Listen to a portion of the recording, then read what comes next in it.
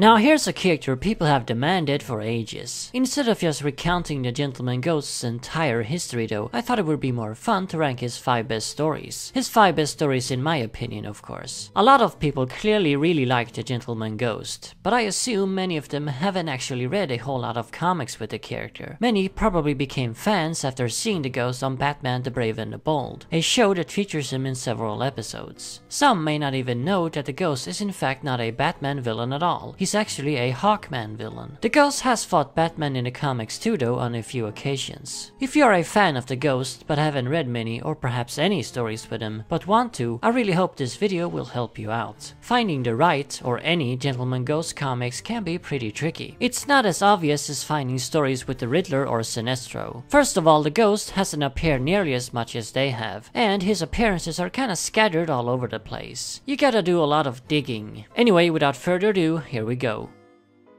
Number 5. Come to My Hanging and the Ghost Laughs Last. These 2 stories, written by Robert Kanigher and penciled by Murphy Anderson, were published in The Atom and Hawkman 43 and 44 respectively, both in 1969. Despite the fact they came out right after each other, it's not a 2-parter. Not quite anyway. The first story introduces us to the Gentleman Ghost, an old Golden Age character who hadn't appeared in about 20 years. So this was the first appearance of the Ghost in the Silver Age, bordering on the Bronze Age even. It was also this story that introduced his now classic origin story. The Ghost was once a notorious highwayman in 1800s England, Gentleman Jim Craddock. He was eventually caught though and hanged, but instead of going to hell, Craddock was somehow sent into the future as a ghost. In this spectral form, Craddock continues his crime sprees, striking all across Europe, eventually attracting the attention of Hawkman and Hawkwoman. Besides supplying us with an origin for the character, this story also serves as a retelling of the Ghost's Golden Age adventures. They were all basically the same and are neatly compressed into one single issue here. The second story, taking place shortly after the first one, sees Craddock falling in love with a blind fortune teller. He then sets out on a journey to steal various mystic gems, one of which has the power to restore the woman's eyesight. Naturally, Hawkman and Hawkwoman has a problem with this. I have to confess, I'm not a big fan of Hawkman, and I hadn't read any of these Hawkman stories before preparing for this video. I've now, in a short span, read more Hawkman stories than I'd ever done before, and all because of you, Craddock. Anyway, these 2 issues are not masterpieces by any means, but they are a lot of fun no less. Very entertaining Silver Age romps, and also far superior to any of the Golden Age ghost stories. The first is also historically important as it supplied us with the origin story, while the second is more compelling as it features a very sympathetic Craddock who does all that he does for the love of a woman. Number 4. Walking Nightmares, Open Graves, and Rise of the Dead. I don't know why they couldn't just give this a uniform title. Anyway, this was a 3-parter published in the Savage Hawkman issues 5, 6, and 7 in 2012. The writers were Tony S. Daniel and James Bonney, while the penciler was Philip Tan. Savage Hawkman was the Hawkman's New 52 title, and this 3-parter was the introduction of Craddock in the New 52 continuity. It's also one of the few stories he actually appeared in during this era. Like the New 52 did with a lot of characters, Craddock is given a revamp in this story. It's not the same old Gentleman Ghost from past comics. This version looks very different, and while it's not a bad design at all, I do really miss the classic original. Anyway, this story doesn't supply the Ghost with a new origin, that came later. In fact, this is not an origin story at all, which I liked. In the story, Craddock tricks Hawkman into uncovering a mystic artifact called the Mortis Orb. This object needs to be activated with 9th metal, the alien material that is a part of Hawkman. Using the orb, Craddock will then restore himself to life at the expense of every citizen in New York, as it sucks the life force out of any people within range. It also resurrects a bunch of zombies, giving Hawkman an army of the undead to fight. This is by far the darkest of the stories on the list, and the only one you can truly call a horror story. We've got zombies and a very evil Craddock sporting a creepy, shadowy look. This one is not exactly a masterpiece either, but a very fun and spooky read. If you want a Gentleman Ghost story that is straight up horror, then this is your best bet. And who doesn't like seeing Hawkman smashing zombies with his mace?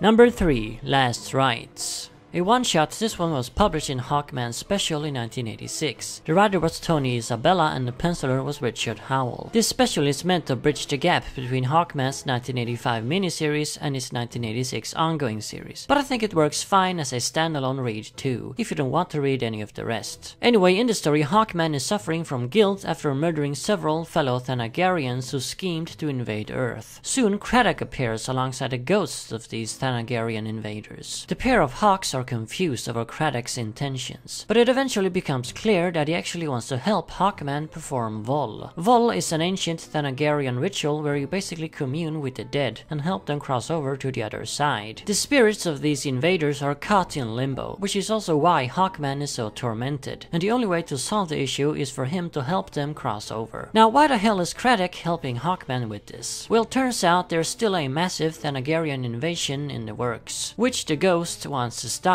mainly because he sees it as a challenge, and he needs the Hawks' help to do it. The Hawks can't help though until the issue of these lost spirits is first resolved. I think this story has a great characterization of Craddock. He's neither evil nor good. He helps the hero, sure, but he doesn't really do it for the good of Earth. His motivations are a bit more selfish. Later in the ongoing series, Craddock would appear as a supporting character and basically a superhero, which I just don't understand. Being so noble doesn't fit his character. No, I prefer the way Isabella wrote him in this special. A morally ambiguous rogue who may do good, but his motivations are a bit questionable. You're not quite sure where he stands. Is he an enemy or a temporary ally? If you want a story where Craddock's morals comes into question, but where he isn't a straight-up hero, then this is your best bet. If you want to see him as a pure hero, then I recommend reading the entire 1986 ongoing Hawkman series. Number 2. The Ghost Who Haunted Batman.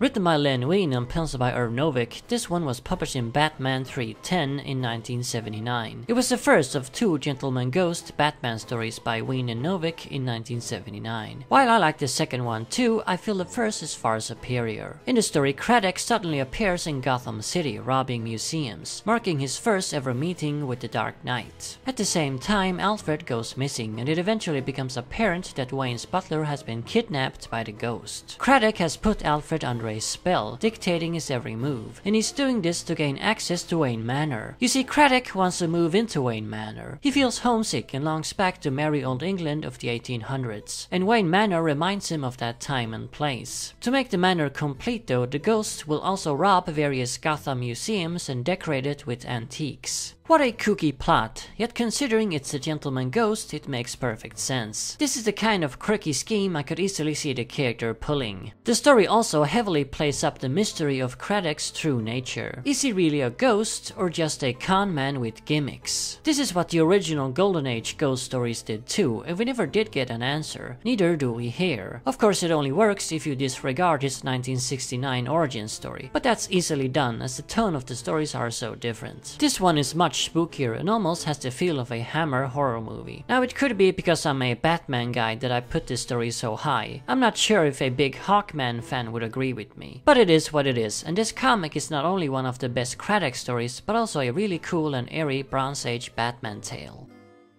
And now for the greatest Gentleman Ghost story of them all. Number 1. Ghost Stories. That title was given to this arc when it was collected in trade. It was originally published across the last 6 issues of JSA in 2006. The writer was Paul Levitz, while the pencilers were George Perez and Rags Morales. So this story offers us an in-depth look at Craddock's origin. His father, an aristocratic Englishman, abandoned a young Jim and his poor mother, forcing them to live in poverty. Craddock swore he'd do anything to give his mother a better life, including stealing. But he never got the chance, as she soon died. All on his own, he was forced to truly experience the rough life, and as we all know, eventually became a criminal. Before getting caught and hanged though, Craddock was given a prophecy by a mysterious gypsy woman. She foretold him about his destiny to cheat death, and also informed him of a way to later regain life. Cut to modern times, and Craddock is trying to fulfill this ritual. Commanding an army of ghosts, Craddock must lure the Justice Society to a specific spot in London and defeat them there. Thus, he will be granted life once again. So this was a no-brainer. There's no doubt that this epic 6-part arc is the greatest ghost story of them all. First of all, it gives a better look at his backstory than we'd gotten before, also casting Craddock in a more sympathetic light. Before he was just a former highwayman. A cool origin for sure, but here he was established as a truly tragic rogue. Second of all, this arc is by far the grandest ghost story. Not many comics cast Craddock as a major threat. He's mostly either a fairly minor villain or a supporting character. Here, he's a big-time supervillain on the level of Despero or Johnny Sorrow. He doesn't just take on one hero, but the entire Justice Society, and gives them a run for their money too. And he commands an army of ghosts, which is obviously really cool, and also the perfect henchman for him. If you for some reason only want to read one of the stories on this list, then you have to make it this one. The Gentleman Ghost doesn't get any better than this. So there you have it, those are the 5 greatest Jim Craddock stories, in my opinion. I really hope this video will help Craddock fans who are looking for some reading material with the character. As I said in the opening, finding proper ghost comics can be a real challenge. Anyway, as always, remember, Arkham Asylum awaits you in the next video, and stay spooked.